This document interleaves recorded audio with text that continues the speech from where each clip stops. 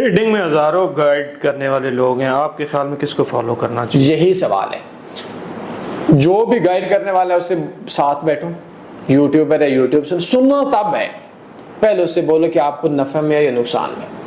अगर वो नफा में है तो उसको 2 साल का इन्वेस्टर पासवर्ड लो। नहीं, उस चीज को हम कैसे कर सकते हैं? वो अगर हमें लेट्स सपोज पासवर्ड नहीं देता, इसके अलावा कोई हमारे पास ऑप्शन नहीं है कि हम उसको जज कर सकेंगे यार ये बंदा ऑथेंटिक है, इसको फॉलो करना चाहिए? आपका कोई करीबी बंदा,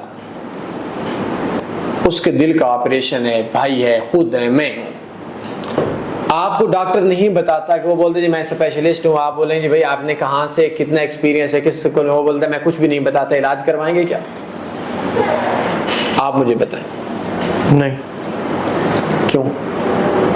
क्योंकि जब तक आपको ये नहीं पता कि भाई वो डॉक्टर है, मेडिकल स्पेशलिस्ट है, इससे पहले का एक्सपीरियंस है, आप अपने मरीज का इलाज क्या मशवरा नहीं देते, तो जो साला आपको नहीं बताता कि मेरा ये एक सनद है, जैसे आपकी क्वालिफिकेशन जितनी है, आपकी क्वालिफिकेशन कितनी है? मैंने एमबीए किया हुआ है। एमबीए किया हुआ है।